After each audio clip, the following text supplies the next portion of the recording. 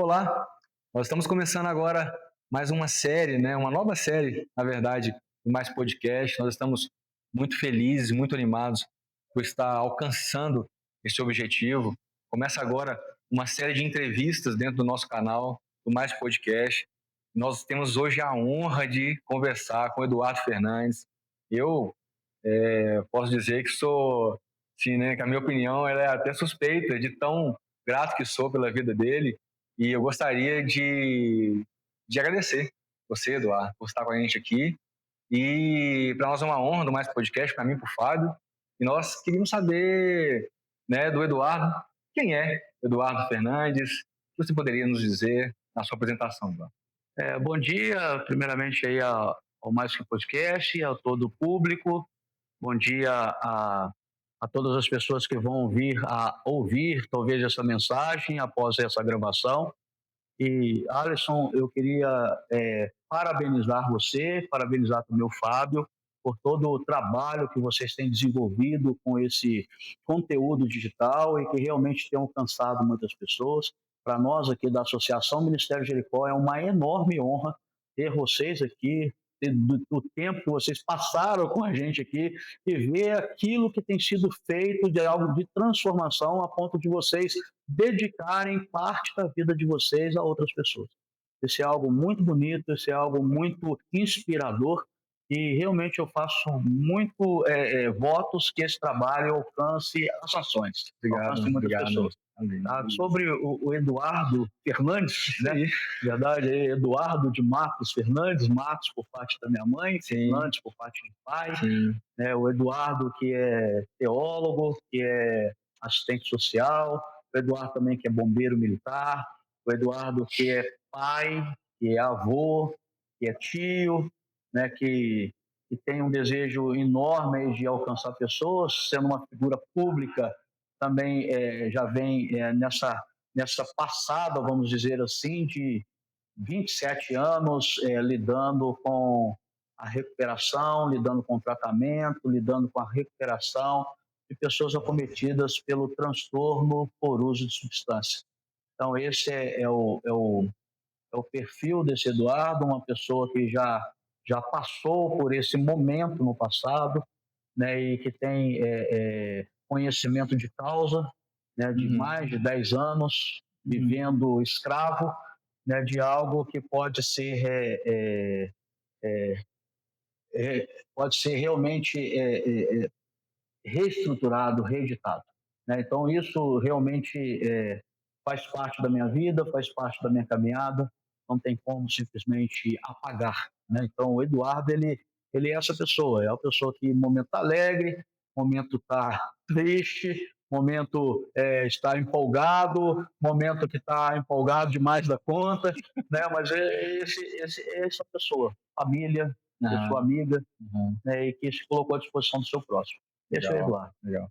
Eu me encaixo muito nisso, Eduardo, porque essas dificuldades de trilhar pelo fato da recuperação da dependência química ser algo que a gente vive, né? Sim. Então, vendo você falar isso, para mim, de certa forma, até um incentivo, né? Porque a gente vai passando pela recuperação logo após alguns momentos, então a gente não sabe como que vai acontecer, né? E vendo você falar, é normal passar pelas dificuldades, é normal encarar os problemas, é normal sentir algumas ansiedades extras, né? Por causa da dependência química mesmo. E vendo você falar, para mim, Claro, nós somos seres humanos, né? Nós somos seres que pensam, seres que sentem, né? Seres que têm dificuldades, né? Que têm desafios. Né? A vida é feita dessas coisas. E quando a gente vai lidar com o próximo, se a gente não consegue reconhecer essas coisas em nós mesmos, a gente talvez fica tentando fantasiar um tipo de um padrão de vida para as pessoas que não condiz com a realidade. Sim. Esse foi o meu maior problema. A vida inteira, assim, eu, enquanto dependente químico, sempre me escondi. Sempre tive dificuldade de encarar. Sempre achei que eu ia resolver isso de uma forma mais rápida. Mas isso não era assim. E se tornou mais rápido a partir do momento que eu assumi. né? Então, sou muito grato mais uma vez pelo seu exemplo, que isso me mostrou muita coisa, Fábio e várias outras pessoas. Mas, em se tratando de dependência química, Sim. o que que você poderia nos dizer e para poder quebrar também alguns estigmas ou opiniões de uma forma geral, o que que o Eduardo, dentro da experiência que tem, entende sobre dependência química? Olha, Alisson, a dependência química é um transtorno, né? Está classificado pelo DST, DSM, né? DSM-5, como um transtorno, uma doença crônica. Ela é fatal, né? Então a gente não pode tentar lidar com um transtorno por uso de substância como se ele fosse algo acometido somente com uma falha de caráter. Então, a dependência química ela foi encarada durante muito tempo pela sociedade como algo tratando o indivíduo que não deixou de ser um cidadão porque ele foi acometido desse transtorno, Uhum.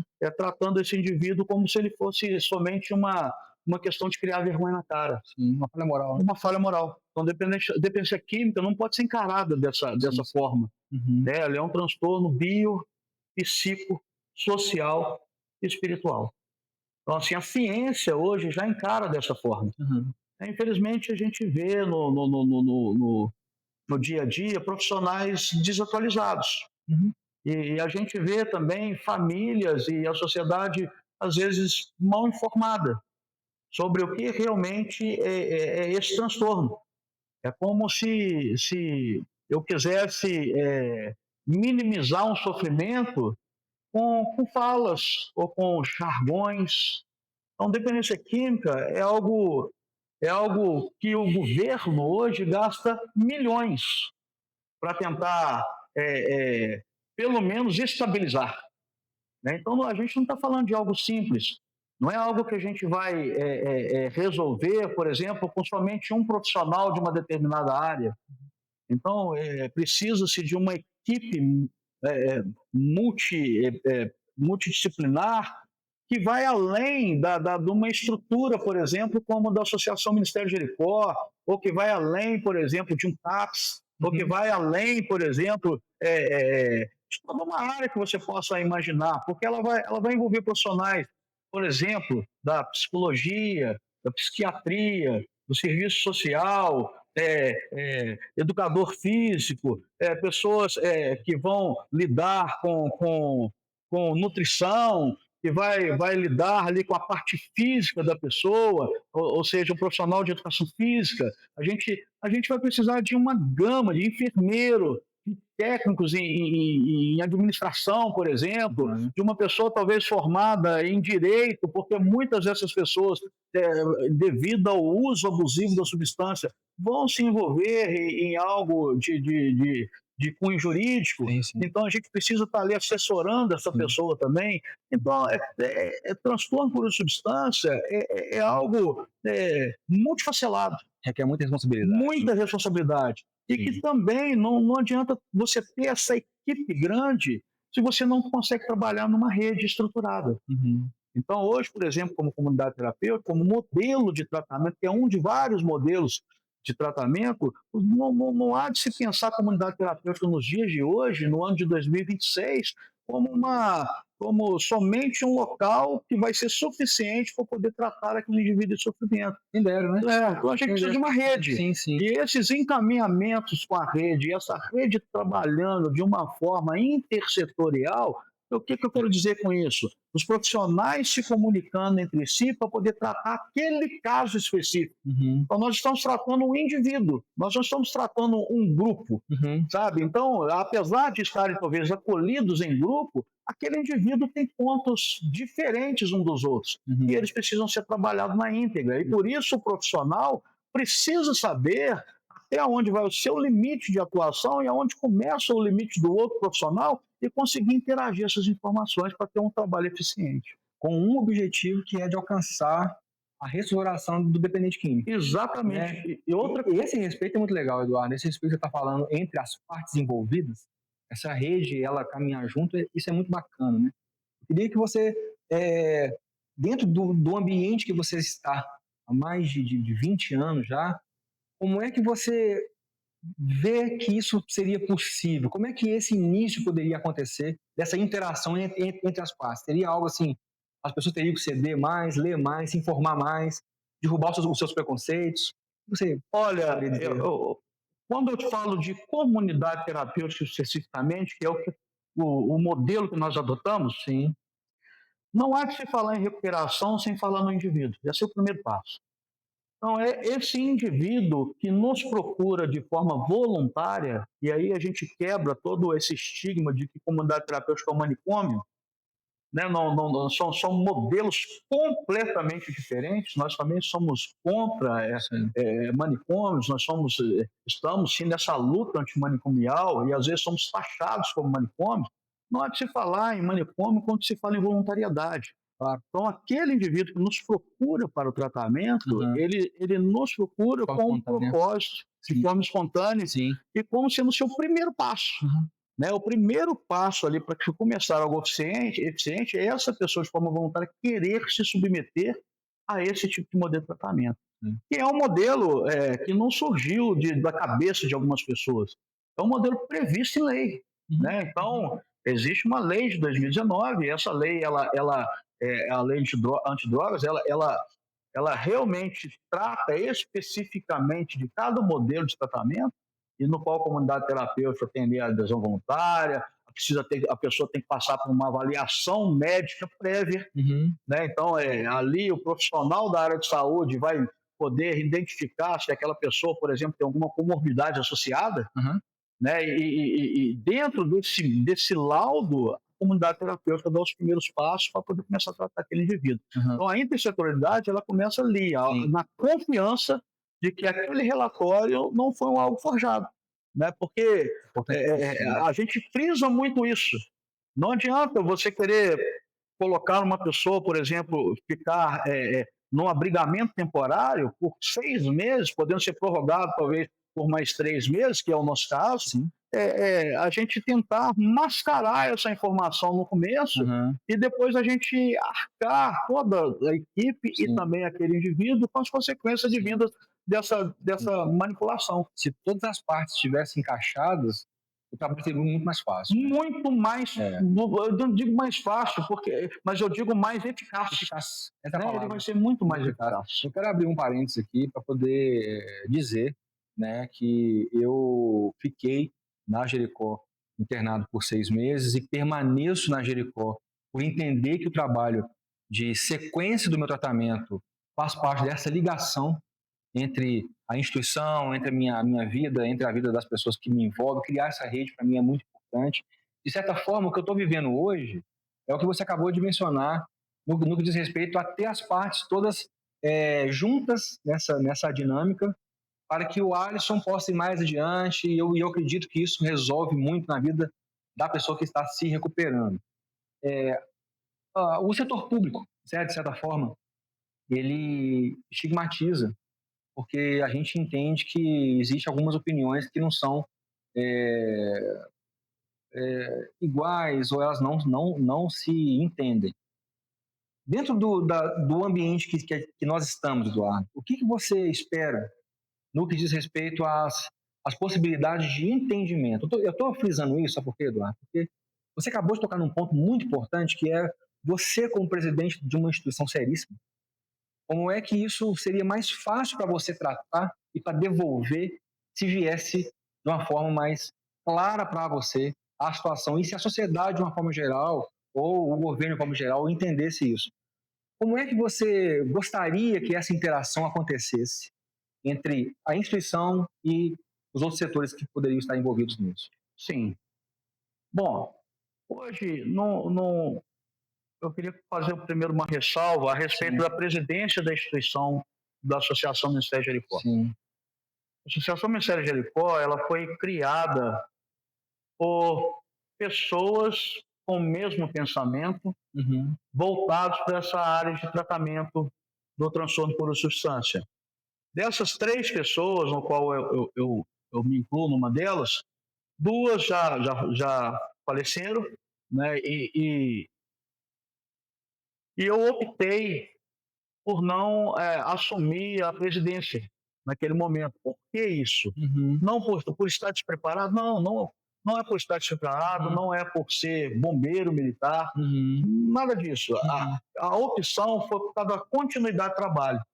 Então, eu optei por pegar uma pessoa que passou por esse processo, né, e que entende bem o que é o sofrimento, que entende bem o que é o tratamento, e a gente capacitou essa pessoa de maneira adequada, de tal forma que essa pessoa, se amanhã o pastor Eduardo, o Eduardo Fernandes, ele deixar de fazer parte da instituição, a instituição continua. O processo continua. Né? Então, hoje o pastor Jonatas Trindade está à presidência da instituição, eu sou um dos diretores e diretor fundador também, e a gente faz essa continuidade. Na interação, né, que foi o alvo da pergunta, olha, não, eu já participei de vários modelos por forma de editais do governo.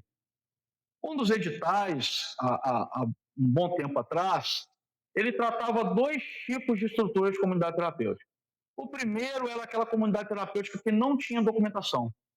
Porque a maioria das comunidades terapêuticas, não dizer todas, elas começam com boas intenções. Elas começam com o coração. Né? E depois a gente entende que não é somente pelo coração. A gente precisa estar inserido de uma forma que a gente vai ter que prestar conta dos nossos atos. Normatiza. A gente precisa estar normatizando. Então, um governo passado, o que ele fez? Ele investiu nesses que não tinham documentação e deram prazo para que ele adquirisse as documentações, no qual a gente era um deles público, e o outro edital do governo para poder manter as que já existiam. Então, não há de se falar em comunidade terapêutica se essa comunidade terapêutica não está regulamentada. Por isso, hoje, a gente vê um número esmagador de pessoas, de instituições que se dizem comunidade terapêutica e não são comunidades terapêuticas, agem na irregularidade e, às vezes, não conseguem recursos adequados por esse fato. Sabe? Então, hoje, eu posso te dizer, 25 anos depois da existência do Jericó, o Jericó hoje tem todas as regulamentações a nível federal. Então, nós temos municipal, lei de atividade pública municipal no município de Belo Horizonte, de Sabará, de Santa Luzia, nós temos reconhecimento por lei estadual, governo do Estado de Minas, e nós somos reconhecidos na Senad. Inclusive, nós temos hoje dois convênios em andamento nas duas unidades que nós temos, que abarcam todo o público. Então, a partir desse mês de janeiro, dessa segunda quinzena de janeiro de 2026, nenhum acolhido arca financeiramente com seu tratamento. Então, todas as vagas hoje são custeadas, metade delas pelo governo estadual e a outra metade pelo governo federal. Então, hoje eu posso dizer, funciona muito, muito. A gente não tem que se preocupar, por exemplo, com essa parte de o que eles vão ter que, os acolhidos vão comer. Né? Como que a gente vai deslocar, como que a gente vai poder manter alguns padrões mínimos de tratamento. Você falar comigo assim, o valor ele é adequado? Não, ele ainda não é adequado. A gente poderia oferecer muito mais se esse valor fosse um valor mais mais justo, vamos dizer assim. Ou mais realista, né? Mais real com a realidade. Sim. Né? Mas demanda. Ele não é o valor, mas ele é um valor que dá para suprir pelo menos a demanda mínima? Sim, a gente consegue. Sabe? Mas eu vejo que pode ser feito muito mais, claro que pode. Claro que pode. Pode ampliar cursos, pode ampliar não somente cursos de capacitação, mas graduações, pode ampliar pós-graduações. Né? Então, eu penso que o governo ele pode ajudar muito. Né? Também desburocratizar algumas coisas que travam muito o processo. Né? A gente percebe, por exemplo, que esse funcionamento da rede é muito travado, às vezes, por falta de autorização dos profissionais. Então, a gente chega lá, por exemplo, com uma determinada norma, uma determinada lei que já está em vigor, às vezes 3, 4 anos em vigor, e a gente percebe que os profissionais têm desconhecimento. Desconhecimento. Então, assim, e hoje a unidade básica de saúde, ela precisa ter esse amparo para poder atender a pessoa com transtorno por substância, se ela for ali numa demanda espontânea procurar ajuda. Né? Não é somente falar assim, manda para o CAPS, manda para a comunidade terapêutica, Sim. ou então manda para qualquer outro modelo de tratamento, com a APA, com a NA, o que quer que seja. Né? Eles precisam ter um conhecimento básico para poder direcionar essas pessoas. Legal, eu tô frisando esse momento para quem vai nos assistir, Sim, perceber e entender como que é vasto e responsável e importante o trabalho que é feito. sim. Não é tão simples, Não né? é, não é. Como você abordou logo no início, o tratamento da dependência química requer muita responsabilidade e compromisso. Sim, Então, o que está sendo exposto aqui é o quanto isso é trabalhoso, requer muita dedicação e que fique claro para todo mundo que existe tratamento, mas existe tratamento responsável e a pessoa que precisa alcançar isso, ela tem essas portas abertas, não é nada que está aí impossível, não. Né? Tem instituições sérias, como a Jericó, né, que abre essas portas aí e a gente consegue caminhar e eu sou um desses resultados e frutos aí. Eu queria agora mudar um pouco de assunto com você, eu queria falar sobre fé e recuperação. Eu queria que você falasse para a gente de uma forma bastante espontânea qual a, o papel da fé e da sim, espiritualidade no que diz respeito ao tratamento. sim.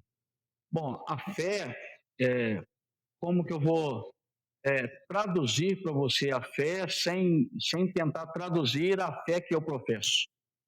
Porque a gente percebe durante todos esses anos que pessoas de diversos cunhos religiosos chegam buscando tratamento na instituição. Então, eu não posso simplesmente ignorar esses posicionamentos dessas pessoas como se fosse algo irrelevante, porque fé, ela não substitui tratamento. Não, de forma nenhuma a gente pode falar que essa fé substitui, mas ela vai sustentar o processo. E isso é algo que precisa ser bem relevante, irrelevante. tem que pontuar sim. Porque é a fé que vai trazer esse indivíduo às origens dele de antes do momento que ele começou a se envolver com drogas. Que vai reafirmar esse indivíduo e entender que algo muito mais poderoso que ele, ou talvez muito mais poderoso que a humanidade, né, que vai sustentar essa caminhada dele. Porque muitos chegam para nós praticamente desprovidos de fé, de sentimento, de acreditar em alguma coisa. Né? Então, a fé eu, como pastor, né, como cristão, eu não consigo vislumbrar um tratamento firmado somente no biopsicossocial, ainda que ele seja extremamente importante. Sim. Mas se não houver esse quarto, ou melhor dizer, o primeiro, né? Para fundamentar todos os outros. Não houver para fundamentar os demais, fica muito difícil a pessoa conseguir se sustentar nessa caminhada no pós-tratamento. No pós-tratamento. Porque durante, sim, claro, ela vai ouvir isso aqui toda hora. Né? Todo momento ela vai estar vendo pessoas tratando de espiritualidade, de maneira diversa. Mas e quando sai daqui? E essa decisão ela é fundamental. Né? É muito fundamental. Ela é esclarecedora a partir do momento que você passa a perceber o quanto você é direcionado a perceber que você não está sozinho. Sim. Né? E que a fé e a espiritualidade, vamos dizer assim, sim. Né? Ela vai te dar parâmetros de sustentabilidade e de razão. Né? Sim. Algo, por exemplo, que eu posso falar por mim, né? É claro que o tratamento serviu para mim, não necessariamente vai servir para o outro. Sim. Mas quando eu passei por esse processo, que eu não fiquei em comunidade terapêutica, na época nem existia tantas comunidades terapêuticas, foi no ano de 1998, então, assim, foi um pouco lá atrás, né? Então, quando eu passei por esse momento da minha vida, eu não conhecia a comunidade terapêutica. Tanto é que o meu primeiro retiro espiritual, quando eu larguei de vez as drogas, né, foi dentro de uma comunidade terapêutica que era a única que tinha na região. E nós fomos passar lá um retiro e eu fiquei assim fascinado com aquele momento que as pessoas tinham de se voltar para esse ser transcendente, né, no qual lá chamamos de Deus, né, e as pessoas dedicavam seus momentos de gratidão por estar ali de maneira sóbria a esse Deus. Então, eu não tinha esse pilar de comunidade terapêutica, e eu aprendi esse pilar dentro de uma igreja. Foi ali que eu consegui dar os meus primeiros passos de sobriedade. Então, nesse momento, eu fiquei ainda aproximadamente uns 5 anos me mantendo sóbrio com a ajuda, a mútua ajuda daqueles irmãos, daqueles fiéis que estavam ali e que se preocupavam comigo. Então, isso foi algo assim, que foi essencial no meu trabalho. Logo depois eu vim aprender as outras coisas, vim tratar as outras coisas. O seu processo realmente foi inverso. O meu processo foi inverso. Você começou nele, né? Não foi o quarto lá, na verdade, não foi o primeiro, né? Eu falo isso, né? Sim, legal, bacana. E funcionou tanto que eu estou aqui 27 anos depois para te dizer que vale a pena. Sim. E vale a pena. Eu também posso dizer que para mim também é fundamental e sempre será, né? Está fundamentado na fé, né? Sim. Crendo que é a sequência aí do tratamento para que as outras coisas estejam aí interligadas. Por falar em coisas interligadas, eu queria falar com você agora, Eduardo, de algo muito importante, que é das nossas bandeiras dentro do Mais Podcast, que é o codependente. Nós vamos falar da família agora, porque durante muitos anos, né, eu percebi o quanto eles sofreram, né, o quanto eles foram prejudicados. Então, você, na história que você viveu, já atendeu milhares de pessoas aqui, você conheceu várias situações, dentre elas dos familiares, né? Sim. Mães, pais, filhos, filhas, netos, enfim. Então eu queria que você falasse um pouco do como que você enxerga a dor e como que você enxerga o problema pro codependente. Como é que você, Eduardo, consegue dar uma palavra que fala dessa dificuldade e como que você enxerga esse futuro codependente? Olha, dentro do processo de cura? A codependência emocional, ela, para mim, ela é tão quanto grave quanto o transtorno por substância. Uma das coisas que nós trabalhamos aqui dentro da instituição Associação Ministério Jericó é o restabelecimento dos vínculos. E nesse trabalho do restabelecimento dos vínculos, ou seja, aquele indivíduo entender que ele, apesar de estar passando aquele momento sozinho, na maioria das vezes ele tem por trás ali uma família. E às vezes essa família que, de acordo com os prejuízos que vieram sendo acumulados, talvez aquele indivíduo se tornou talvez uma pessoa naquele momento em situação de vulnerabilidade e se tornou uma pessoa, um morador de rua, vamos dizer assim. Aquela pessoa ela precisa, né? A gente precisa dar essa opção desse restabelecimento. E muitas vezes a gente encontra uma família toda desfragmentada, uma família toda machucada, uma família toda ferida, né? E em consequência dessa luta de tentar ver aquele ente livre das drogas, né? E quando eu falo drogas aqui, eu quero colocar cigarro, eu quero colocar álcool, eu quero colocar medicamentos que são ingeridos sem o devido acompanhamento médico, né? E eu quero colocar também os anabolizantes, eu quero colocar as drogas ilícitas, ou seja, tudo aquilo que vai alterar, né, o funcionamento do sistema nervoso central. É droga. Né? Droga. droga. Então, quando eu falo do codependente, Sim. eu estou falando dessa pessoa. Eu estou falando dessa pessoa e é errado amar. Não, não é errado amar. Essa pessoa às vezes chegou esse familiar, às vezes chegou nesse momento, aquela mãe, aquele pai, ou aquele filho que viu o pai nas drogas, né, se tornou naquele momento adoecido naquele momento por às vezes amar de uma maneira que não é a recomendada para quem tem o transtorno por substância. Qual é a recomendação? A recomendação é procurar ajuda. A recomendação hoje existe inúmeros grupos de apoio para o codependente, né? Então a gente tem aí um grupo chamado aí, por exemplo, Amor Exigente, sim, que é um grupo que trabalha muito com codependentes, são de famílias de dependentes químicos. Essa pessoa procurar leituras, né? Procurar entender realmente o que é o transtorno por substância, estudar sobre o assunto. Hoje nós temos hoje um conteúdo para famílias, a gente pode disponibilizar por mais podcast, um conteúdo para que a família comece a entender realmente o que são as drogas, quais os tipos de drogas, como essas drogas afetam, como tratar aquele indivíduo da família que foi acometido por esse transtorno.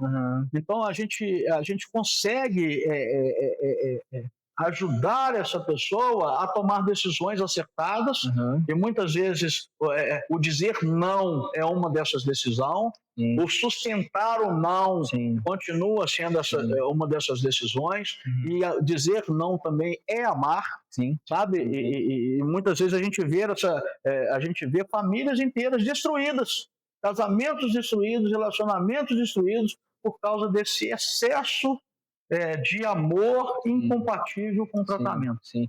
Eu queria frisar mais sobre esse não que você falou, que eu acho muito importante isso.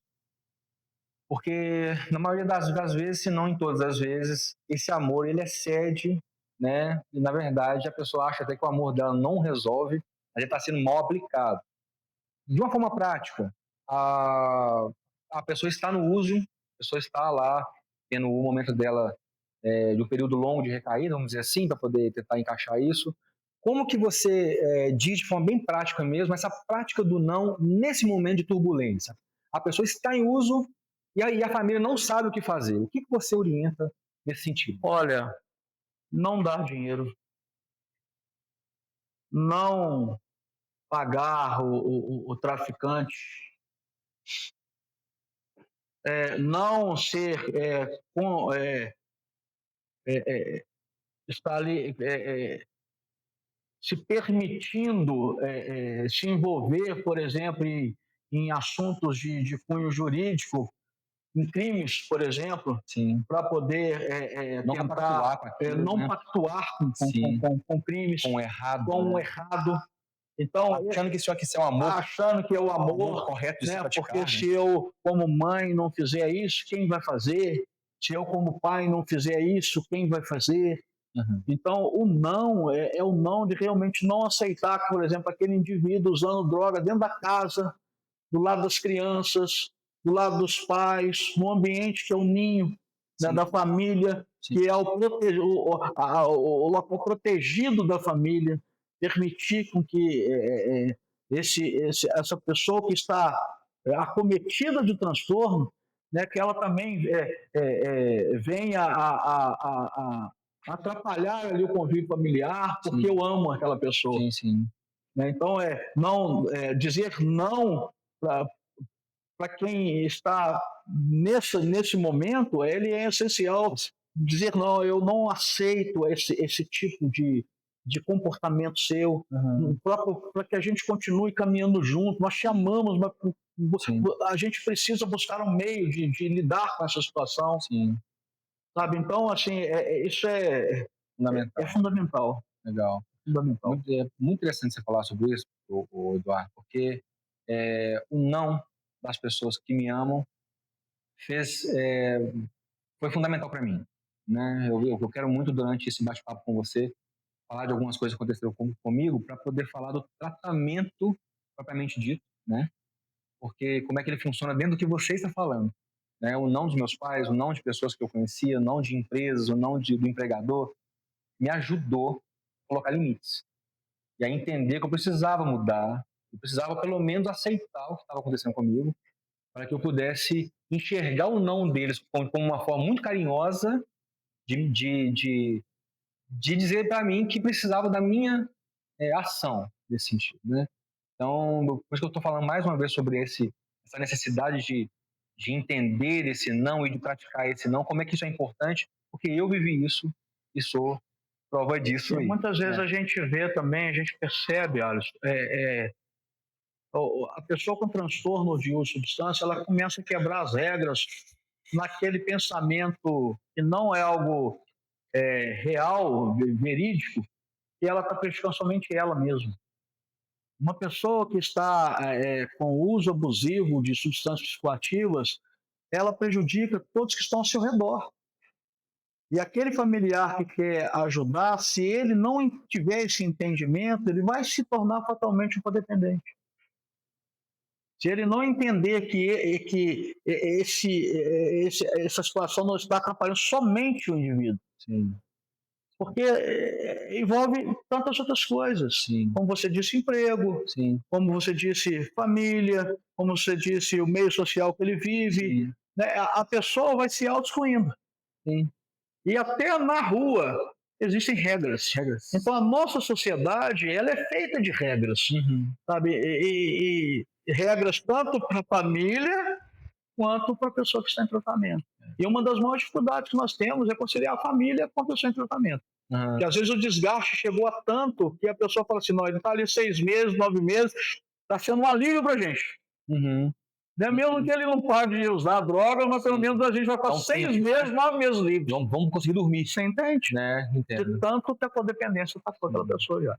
E eu participei disso, desse processo, e eu vi também o quanto esse uso do amor por parte do dependente químico foi algo abusivo.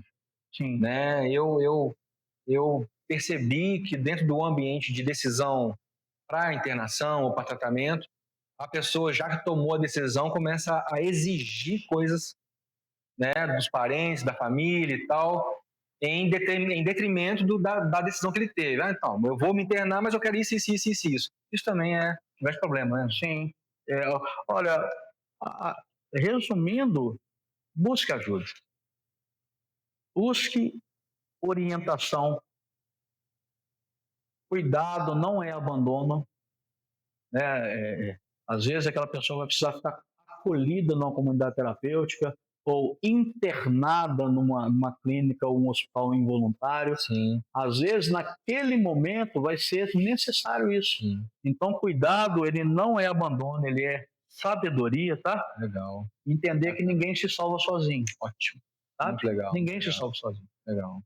Bacana. Avançando, já que a gente está falando sobre desse envolvimento social, desse envolvimento familiar, eu queria falar com você agora sobre preconceito.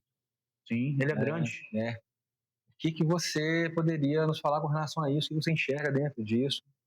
O que você poderia deixar para as pessoas que estão nos assistindo, que não são dependentes químicos, ou até mesmo, né, quem é codependente, o que você poderia falar com relação ao preconceito sobre a dependência química? Olha, o preconceito, ele empurra a pessoa a voltar para o lugar do erro.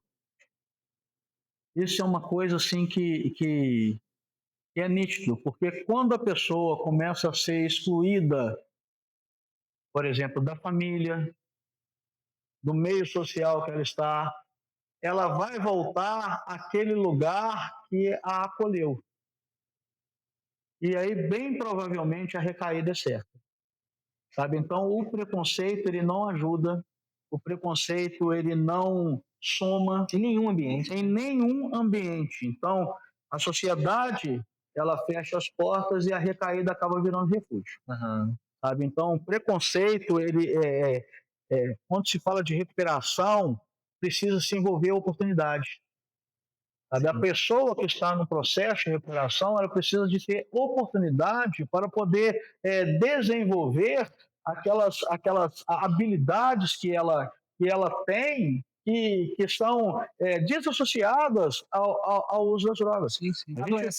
Hoje a gente vê muitas pessoas querendo ajudar as pessoas a tratar. Ela precisa de um emprego, ela precisa de um estudo. Mas a gente vê que a realidade é um pouco diferente quando a gente acolhe a pessoa aqui. Muitos têm curso superior, muitos têm profissões maravilhosas, e não é só profissão de boca, é profissão de desenvolver. Sim. Ótimos pessoas que trabalham na área da construção civil, ótimas pessoas que trabalham com a indústria automobilística. Nós vemos pessoas que são eletricista, pedreiro, pintor, mecânico, eletricista de auto. Sim. Então, assim, a gente vê, eu já tive acolhido aqui médico, eu já aconselhei psiquiatra, eu já aconselhei filho de juiz, eu já tive acolhido aqui bombeiro, policial, militar e civil. Então, não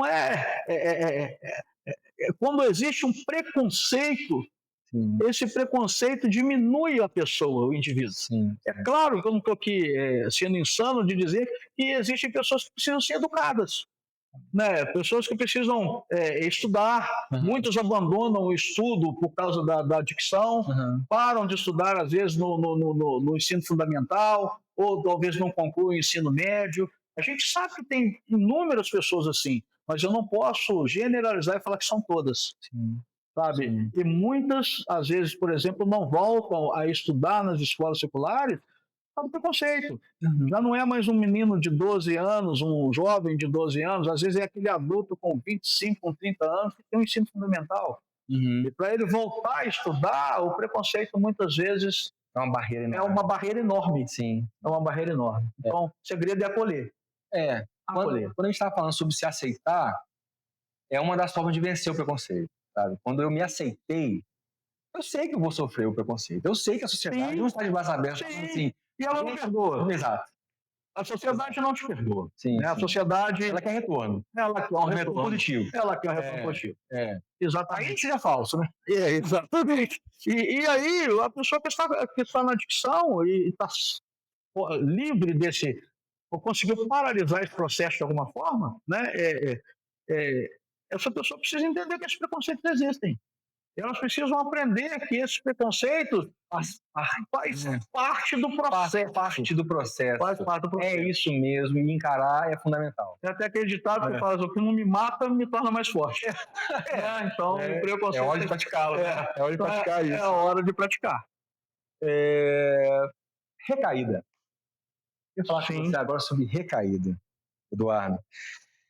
Uma vez você citou o Jonathan, né? O Jonathan, ele falou uma frase muito legal, que ele falou comigo assim, falou com a gente estava conversando, ele falou assim: a recaída, ela faz parte da doença e o tratamento parte da recuperação. Sim. Né? Então eu queria que você, dentro do que você conhece aí, já passou por várias situações, né? Como é que você poderia abordar esse tema, recaída? A recaída, eu posso te dizer que ela não é a vitória. Ela não é a vitória, mas ela também não é a sentença final. A recaída, ela é um alerta. E ela precisa ser vista com muita responsabilidade. Eu não posso tratar toda a recaída como se fosse um lapso. Concordo. Então, eu preciso ter responsabilidade naquilo que eu me propus a ser. Uhum. Então, se eu conheço ali os pontos que eu preciso ficar atento a essa possibilidade de recaída, eu preciso levar isso a sério. Uhum. Sabe? Se eu conheço ali os pontos que eles vão me tornar aquela recaída um pouco mais dificultada, eu também preciso ter responsabilidade de entender. Uhum. Por exemplo, você frequentar uma igreja não quer dizer que você está recuperado, mas eu nunca vi dentro da igreja ninguém usar cocaína. Uhum. Nem eu. Eu nunca vi dentro de uma igreja ninguém usar crack. Uhum. Então, se isso é algo que vai favorecer a minha recuperação, eu preciso tomar cuidado, porque ali é um possível lugar onde eu vou ter mais dificuldade de me recair. Uhum. Agora, se eu vejo que um ambiente, por exemplo, um churrasco regrado de cervejas, aquilo não é uma boa para que eu esteja naquele momento da minha recuperação, eu preciso também acender esse alerta. Sim. Então, eu preciso ver os fatores que vão facilitar e os fatores que vão dificultar, e eu preciso trabalhar isso com muita seriedade. Né? O meu trabalho, o meu ambiente de trabalho, eu como uma pessoa que passei por um processo de recuperação, eu preciso ver onde eu me encaixo melhor. Né? Se aquele trabalho... mas todo trabalho tem pessoas que usam droga, mas tem uns que tem menos pessoas que usam drogas e outros tem mais pessoas que usam droga. Mais possibilidades, vamos dizer assim.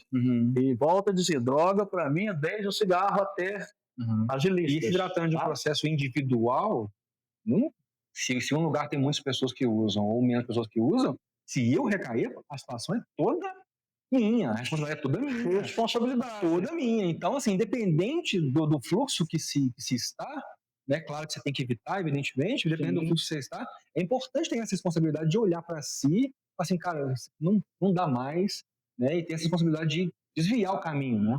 Assim como a recuperação ela é um processo, a recaída também é um processo. Ninguém recai no estalo. Você vai... É como se estivesse planejando o momento da recaída, só falta oportunidade. Então, recaída, precisa estar atento a isso. Se ela está vindo em forma de alerta, então o que eu vou fazer? Eu vou para ajuda. O meu telefone funciona 24 horas para isso. Tem pessoas que me procuram, às vezes já passaram para tratamento 5, 6 anos, 2 anos, 3 anos. Pastor, estou vivendo esse momento. Né? Eu preciso de conversar com alguém. Meu irmão, vem para cá. Né? Vem para cá, vamos conversar. As portas da comunidade terapêutica, elas não estão abertas somente para poder fazer um tratamento de 6 meses, sendo prorrogado para 9. Ótimo você falar isso. Muitas vezes a gente deixa a porta da comunidade terapêutica aberta para as pessoas que estão... Eu quero ir aí passar um final de semana. Eu quero ir rever as pessoas. Eu quero participar de um estudo. É possível? Não só é possível, como eu sugiro que você venha. Favorável. É favorável. Então, procure ajuda. Eu já recebi telefone, pastor, eu estou aqui desesperado, acabei de perder minha irmã, acabei de perder minha mãe, e a única coisa que vem na minha cabeça é a vontade de usar droga. Não, peraí, vamos conversar. A fissura ela tem um determinado tempo para atuar. Envolva essa pessoa o máximo possível na conversa, converse com ela, deixa ela falar, deixa ela colocar para fora aquele sentimento que está angustiando ela. Sabe? Isso são formas de evitar uma recaída. E pode ser assim, e é fundamental, né? Porque assim, um simples bate-papo, a pessoa fica mais 3, 4 anos sem pensar nisso. Foi ali um momento ali que ela confundiu os pensamentos ali. Mas e se eu recair? Se eu recair, se você teve um tratamento eficaz, se você teve um plano singular, de atendimento singular, se você teve ali o seu passo bem feito no seu período de tratamento, você vai saber lidar com isso, você sabe retomar. Sabe? E aqui a gente trabalha muito com esse plano de atendimento singular. Porque a gente trabalha o indivíduo. Quando a pessoa acaba o tratamento dela, a gente tem tudo que foi feito durante o tratamento. Eu quero ter acesso, pode ter acesso. Sem problema nenhum. Eu quero uma cópia, pode ter uma cópia. Vocês conseguem gerar o PDF? A gente consegue gerar o PDF. Porque ali você vai ver, durante todo o seu período de tratamento, aquilo que você os seus pontos vulneráveis. Vamos trabalhar esses pontos vulneráveis. É o ponto de estar com você, são sentimentos, ou é pontos que vêm de fora para dentro. Como que isso está funcionando? Como você tem reagido? Mas vamos ter também os pontos fortes. Como você pode sair de uma situação para outra? Durante esse tempo de tratamento, isso é uma coisa que você entende que isso é constante. Essa percepção de que a pessoa precisa entender o fato dela ter se recuperado por 6 meses, ou 9 meses, ou um tempo, é um pequeno tempo que ela tem de recuperação antes de tudo que está por vir ali. Claro. Claro. Aqui, quando você está aqui 9 meses, 6 meses, ou um mês, igual passou todas as pessoas que passam pelo Jericó, eles recuperam. Eu não posso te dizer isso, mas eu posso dizer que todos que saem daqui saem com uma decisão. Independente se ele ficou um dia ou se ele ficou 9 meses, ele vai sair daqui com uma decisão. Então, esse período é como se estivesse preparando para algo extremamente maior. né? Você lida de uma forma artificial várias situações. O não, a gente trabalha muito não, a gente trabalha muito é melhor você repensar isso, é melhor você refletir, é melhor você administrar, o que você acha de fazer dessa forma, o que você pensa, né? A gente te submete, por exemplo, a regras, né? A uma vida disciplinada, né? Então, isso aí você vai precisar carregar parte da vida. Sim. É como se eu tivesse um diabetes, por exemplo, e eu aprendesse hábitos saudáveis para poder não ingerir açúcar. E a minha insulina, ou a minha glicose, chegasse né, no ponto ideal, e dali para frente eu cismasse, não, já estou bom e agora eu posso comer o que eu quero. Não é assim que funciona. Então, Abandonasse o barco. o transtorno por substância é a mesma coisa. Nesse ponto de vista, é a mesma coisa. Sim. Eu preciso entender, eu tenho o transtorno. Ele está ali. Eu fui liberto disso. Louvado seja Deus por isso. Você foi liberto por isso. Só que se você der espaço, você vai se acorrentar de novo. Com certeza. Você vai se acorrentar de novo. Sabe? Então, é por isso que precisa saber a parte técnica da coisa, como funciona. Sim. E entender que recaída não é vitória. Tem pessoas que se vangloriam de ter recaído, mas também não é o juízo final. Não é. Então, assim, tem como retomar? Tem. E quanto mais rápido retomar, melhor é. Né? Eu vejo pessoas, às vezes, que tem uma recaída, tem 2, tem 3, tem 4, tem 5, nada, quando detona tudo, aí vai ter que recomeçar, talvez, um processo todo novamente. O codependente, o familiar, né? Como é que você sugere que ele deva se comportar dentro desse ambiente da recaída? Por uma experiência particular sua mesmo? Sim. O que você, que vê, né, muito isso acontecer, olha, o que você poderia indicar assim como sugestão? Eu já vi pessoas que recaíram uma vez e depois de 10 anos não recaíram mais. Eu já vi pessoas que estão há 20 anos, 21 anos, 25 anos sem recair. 27 anos, meu caso, sem recair. Eu já vi pessoas que tiveram inúmeras recaídas. Eu vou mudar, recaio, vou mudar, recaio, vou mudar, recaio, vou mudar, recaio. Então, eu penso que a primeira coisa é ter uma conversa sincera. Primeiro, até onde você está disposto realmente a mudar de vida? Entre o dependente químico e o codependente. E o codependente. Abrir o jogo.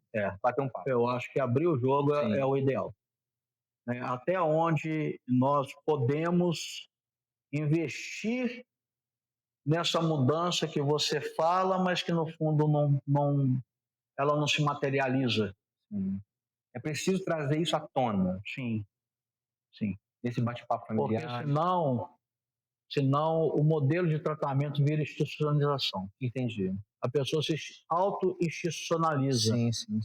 Porque lá fora você vai precisar matar um leão por dia. Trabalhar, ser social. Você vai precisar retornar para aquela sociedade que te cobra algo que realmente vai trazer um agrado, vamos dizer assim. E muitas vezes, aquela pessoa que diz que está querendo recuperar, muitas vezes, ela de fato, ela quer um spa.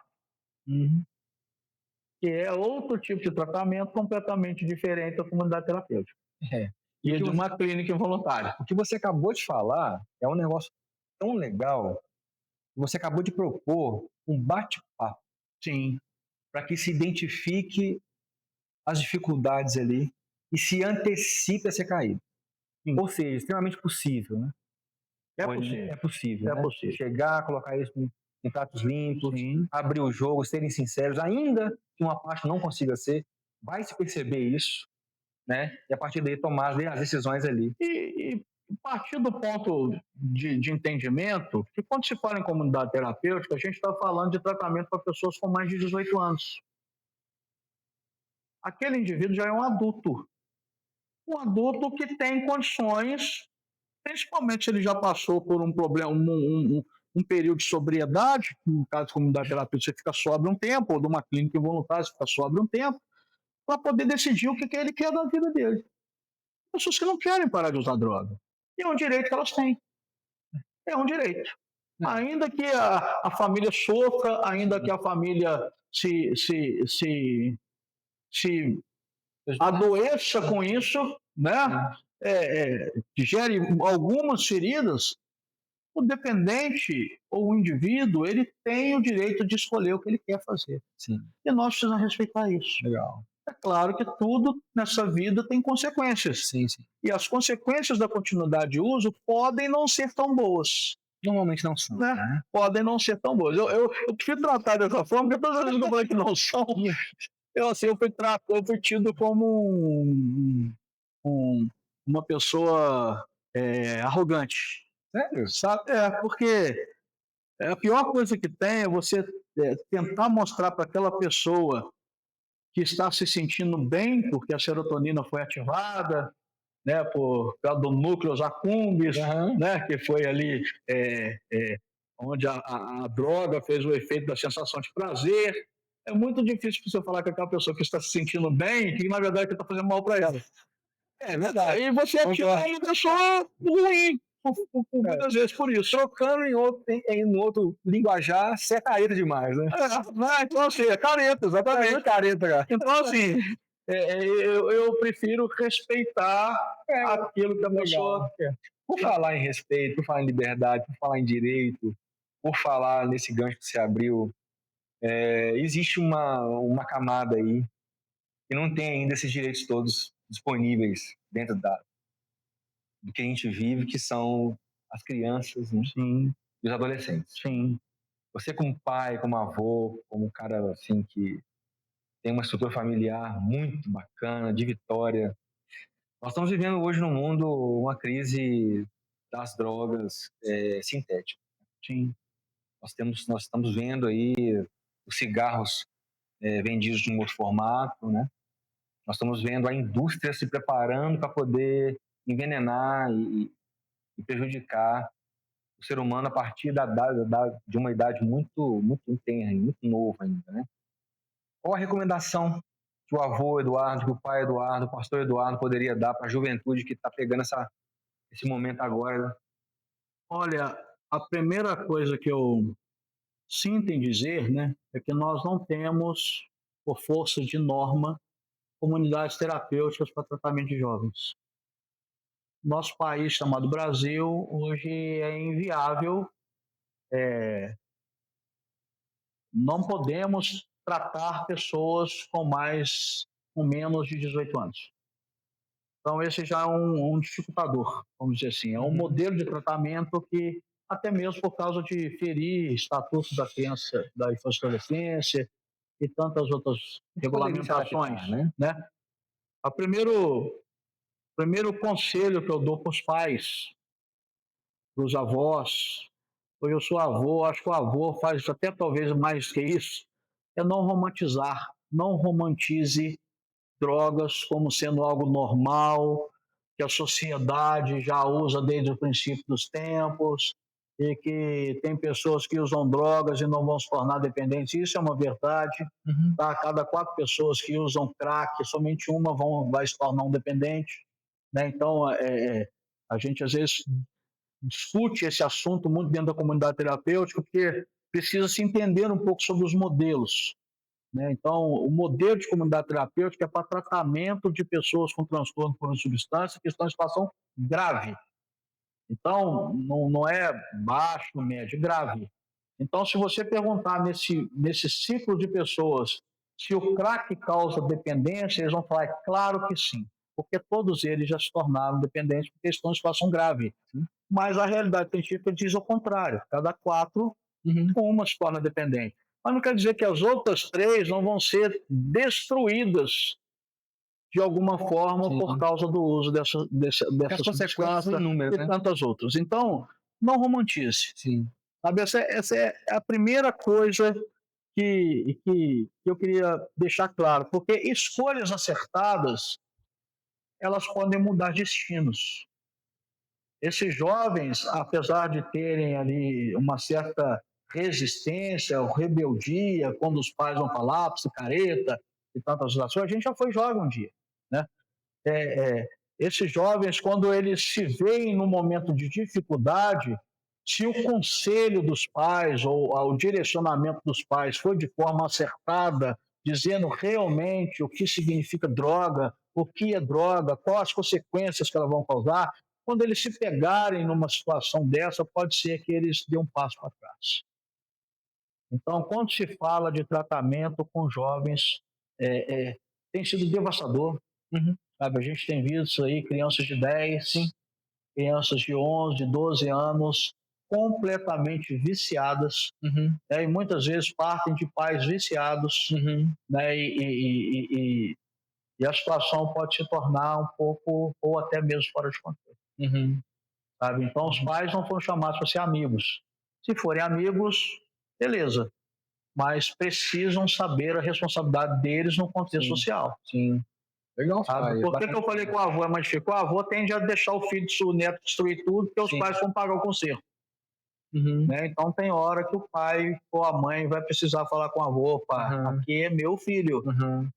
Aqui eu preciso saber criar o meu filho da maneira correta.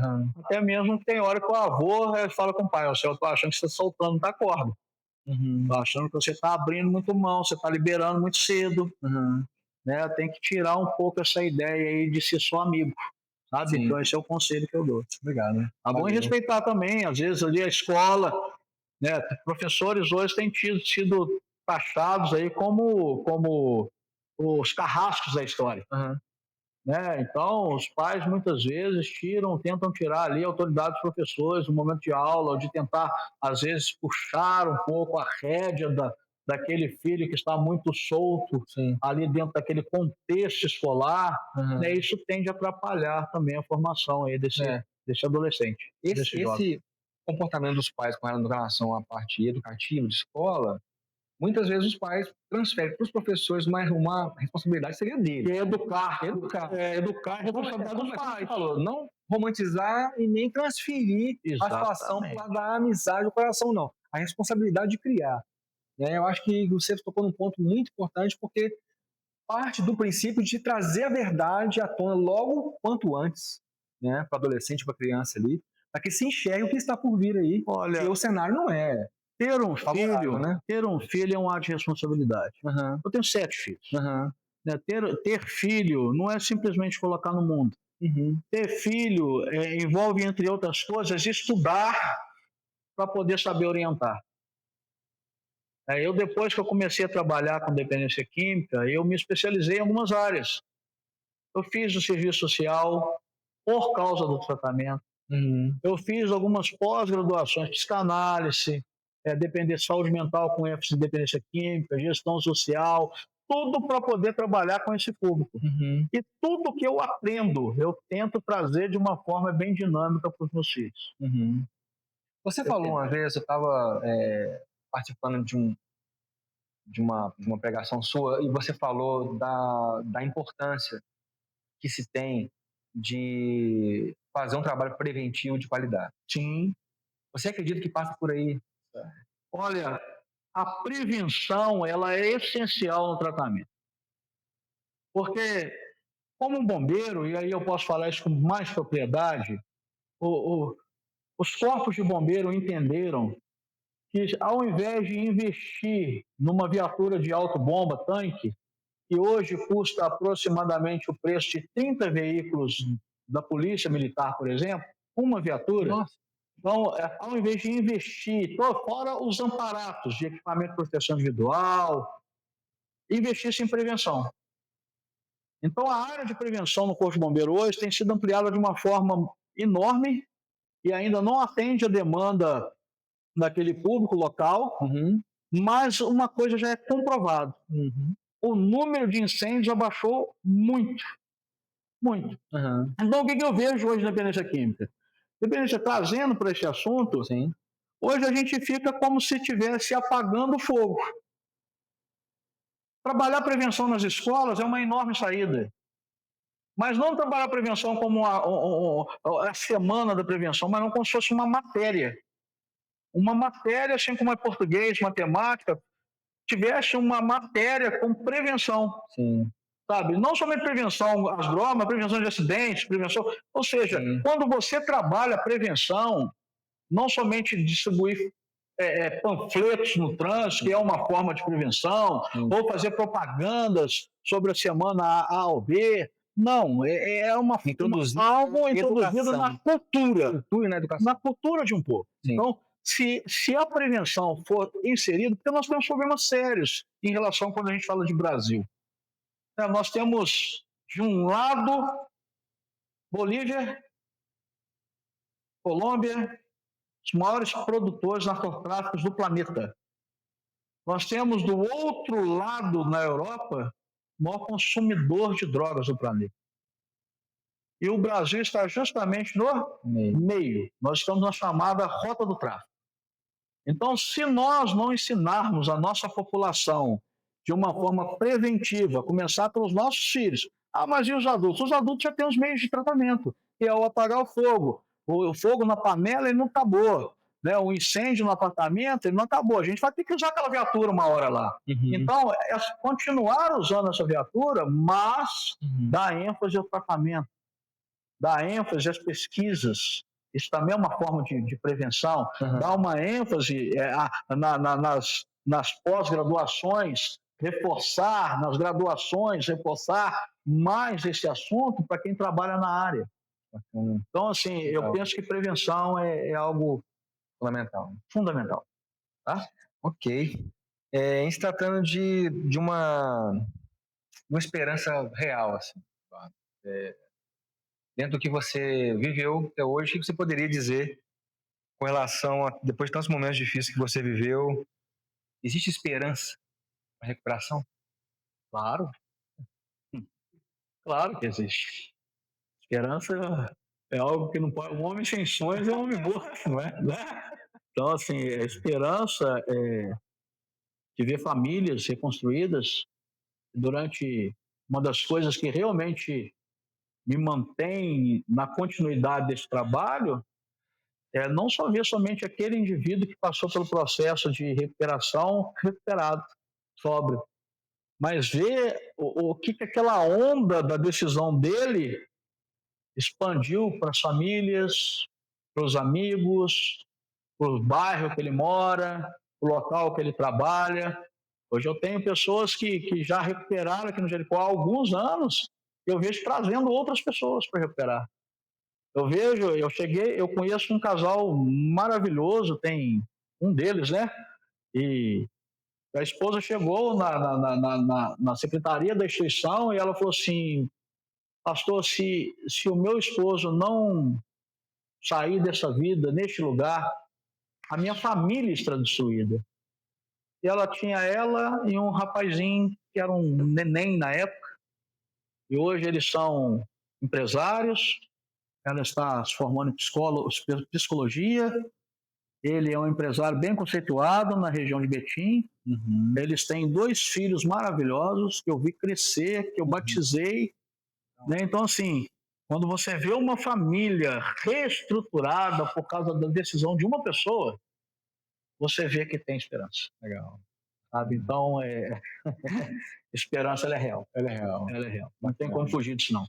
Legal. Dependência química tem tratamento. A doença, ela não tem cura, mas o indivíduo tem. O indivíduo tem cura.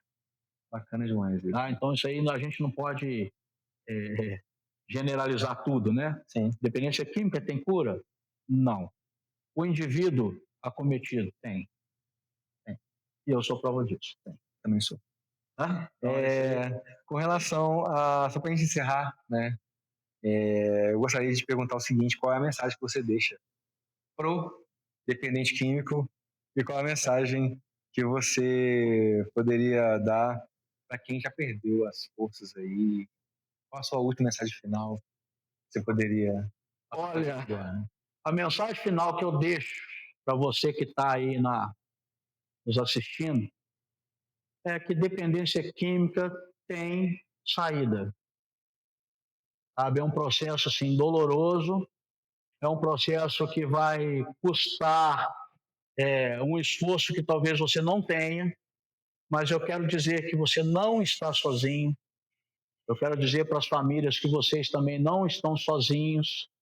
Existem pessoas capacitadas, existe uma estrutura, uma rede já formada, né, uma rede biopsicossocial já formada e também espiritual, e que você pode buscar nesse canal do podcast, por exemplo, é, é, endereços, telefones, contatos, grupos e tantas outras coisas que vão te auxiliar aí nesse processo de mudança e restauração da sua vida. Não desista, tá? Enquanto há fôlego, há vida e há esperança.